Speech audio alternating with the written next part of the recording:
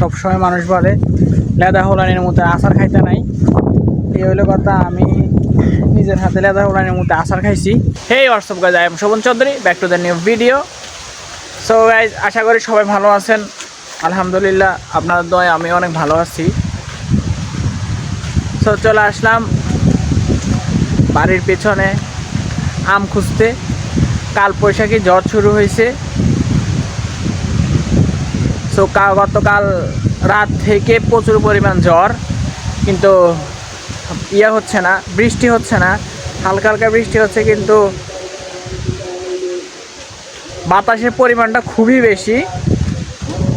আর গাছের নিচে আসতে না আসতে আমি একটা আম পেয়ে গেলাম, একদম পাকা একটা টকটকে আম।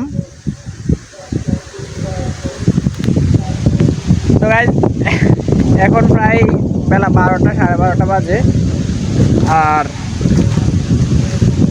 চারদিকে প্রচুর পরিমাণ অন্ধকার। ফাহিম, আর আমার সাথে আসছে ফাহিমে। ফাহিম ধরো, এটা হাত দাও। আমার সাথে আছে ফাহিমে। আর চারদিকে যে বাতাসের কারণে যত সময় বৃষ্টি হচ্ছে না, আর বাতাসটা থেমে গেলে তারপর বৃষ্টি হবে। আর গাছের যে ফল পাকা আছে, এগুলো বাতাসের কারণে ঝরে পড়ে যাচ্ছে, পাকা আমগুলো ঝরে পড়ে যাচ্ছে। এরপরে কাঁচা কাঁচা যেসব আম আছে এগুলো ঝরে পড়ে যাচ্ছে। তো গাইজ, সকালবেলা আমি প্রায় 1 বাদলি আম পাইছিলাম। ওই যে আরেকটা পড়লো। তো গাইজ, এই একটা আম এদিকে কোন দিকে জানি পড়ছে, শব্দ পাইলাম।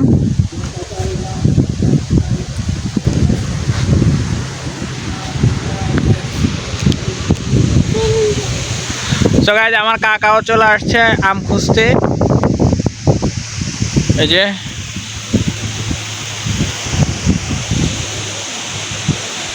আমাদের পিছনে পিছনে উনিও চলে আসছে। আর গাইজ, কি পরিমাণ বাতাস, যেটা বলে বোঝানো যাবে না। আর সেকেন্ড কথা হচ্ছে, আবহাওয়াটাও খুবই সুন্দর, একদম মনোরম পরিবেশ, খুবই সুন্দর পরিবেশ। এই দেখেন আম, মাশাআল্লাহ, প্রতিটা গাছে মাশাআল্লাহ যে পরিমাণ আম ধরছে, আলহামদুলিল্লাহ। সো গাইজ, এই যে বাতাসে সব একদম অন্যরকম করে ফেলতেছে, এই পরিমাণ বাতাস। আর গাইজ, আমি আরেকটা আম দেখলাম এদিকে, আগে পড়লো। এই যে একটা আম, ধরো ফাহিম, ধরো, দেখাও, এটা দাও, এটা দাও, এই হাতে এটা দাও ফাহিম, এটা দাও, বড়টা দাও, বড়টা দাও, হ্যাঁ এদিকে দাও। তো গাইজ, এই যে একদমই পাকা আম, এটা বাড়ি থেকে কাটি খেতে হবে। আর এখানে ফাইমে কি যেন করছে, বুঝছিস হবে না, কুমড়া, এগুলা কি চাউমিন। সো গাইজ, এই যে এটা আমার দেশে এটাকে ফুটকি গাছ বলে।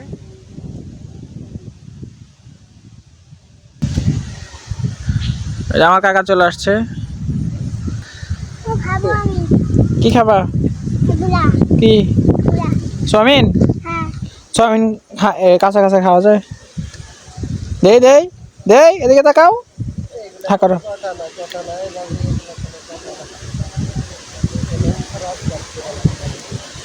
তো গাইজ, আমটা আমি একটু খেয়ে দেখি কেমন লাগে।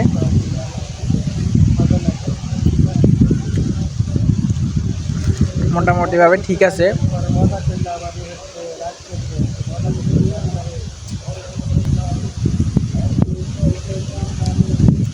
খুবই মজা লাগে আমরা। তো গাইজ, আমি আরেকটা আম পেলাম, যে এটা পিছনে, এই যে একটা আম, একটা দাও 5 মিনিট দাও, খাও। তো গাইজ, আবার এটা দেখি এটা কেমন লাগে।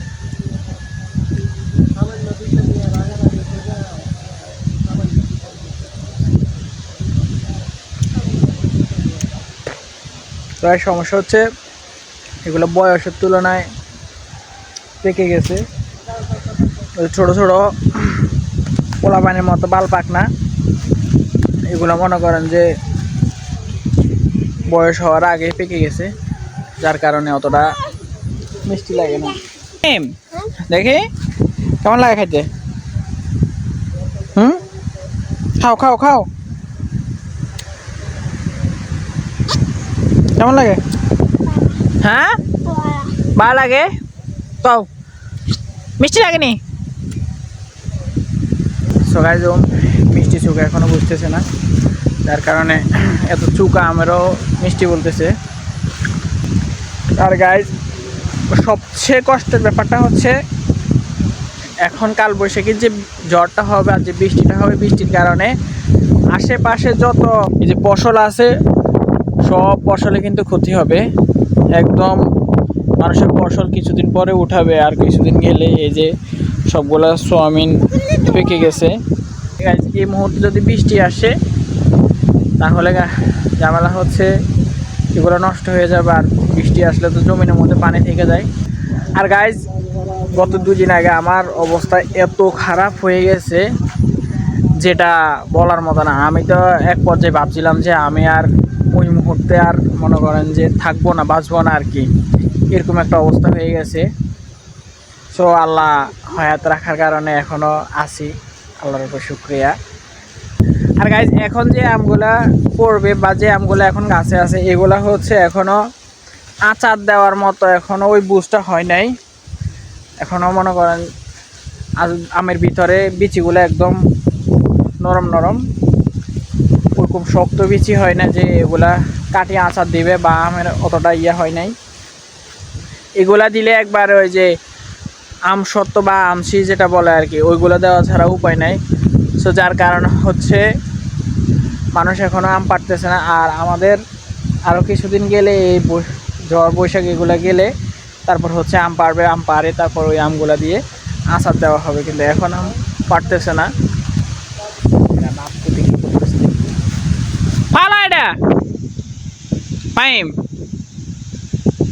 মারো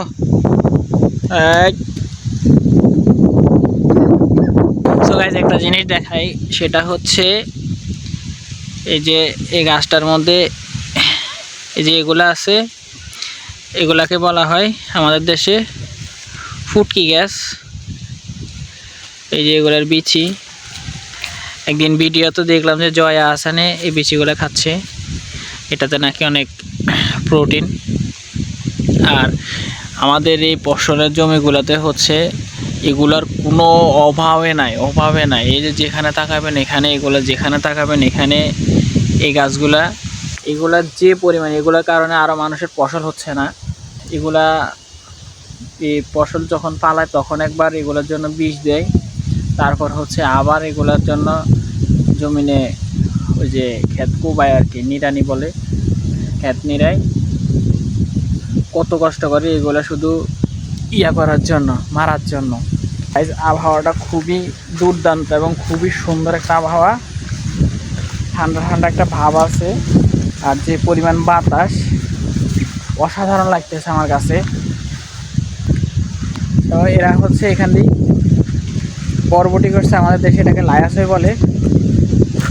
এদিকে ফাইমে হচ্ছে কাঁচা কাঁচা যে সোয়াবিনগুলো আছে এগুলো ছুলে ছুলে খাইতেছে।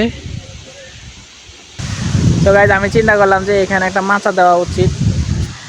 এই যে এখানে কাকা বসে আছে, এই জায়গাটার মধ্যে একটা মাচা দেওয়া উচিত। কালকে রাত্রে টুসি আমার ডাকি বলতেছিল যে এখানে একটা মাচা দিব, কিন্তু আজকে সকালে আমি ঘুম থেকে দেরি করে ওঠার কারণে ও হচ্ছে হারাই গেছে ঘুম থেকে, ওরা আমি খুঁজে পাইতেছি না। তো গাইজ ওরে খুঁজে পাইলে বিকেলবেলা হচ্ছে এখানে একটা মাচা দিব, তখন আপনাদেরকে দেখাবো মাচা। তো গাইজ টুসি, সোহানে আর আমাদের বাড়ির পোলাপানে এক জায়গায় বল খেলে, পাহিমে নাকি চিনে ওই জায়গাটা। সো আমারে নিয়ে যাইতেছে ওইখানে, গিয়ে দেখে চাই, ওদেরকে ডেকে আনে, তারপরে এখানে এটা মাচা দেওয়ার ব্যবস্থা করব। সো আমারে নিয়ে যাইতেছে। সো গাইজ এখানে বাগানের মধ্যে টধ্যে দিয়ে আমারে ও কই জানে নিতেছে। এই যে ভরপুর বাগান, বাগানের মাঝখান দিয়ে আমার কই জানে নিতেছে। সো গাইজ ও হচ্ছে আমারে দুনিয়াদারি সব হাঁটাইলো, হাঁটানোর পরে আমরা কোনো গন্তব্যে যাই পৌঁছাতে পারলাম না। ওইখানে গেলাম, ওইখানে যাই কাউকে আমরা পেলাম না। আর আবার প্রমাণ হয়ে গেল যে বাচ্চা ফলাফানের মধ্যে আচার খাইতে নাই আমাদের দেশে। যে আমাদের মানে এলাকায় গ্রাম অঞ্চলে যে কথাটা আমাদের সবসময় মানুষ বলে, লেদা হোলানির মধ্যে আচার খাইতে নাই, এই হলো কথা। আমি নিজের হাতে লেদা হোলানির মধ্যে আচার খাইছি। সো গাইজ সবশেষে একটা জিনিস দেখাতে চাচ্ছি, সেটা হচ্ছে আমার ঘরের উপরে কি সুন্দর একটা আম গাছ। এই যে কতগুলা আম সুন্দর করে ধরে আছে। আর দ্বিতীয় কথা হচ্ছে এই আমগুলা দেখতে সুন্দর কিন্তু খেতে মজা লাগে না, একদমই টক। সো গাইজ চারদিকে প্রচুর পরিমাণ অন্ধকার হয়ে গেছে। মনে হয় যে একদম মাগরিবের আজান দিয়ে মাগরিবের আগ মুহূর্ত যেটা, এরকম অন্ধকার হয়ে গেছে। আর ঠান্ডা বাতাস শুরু হয়ে গেছে। আকাশের অবস্থা প্রচুর পরিমাণ খারাপ।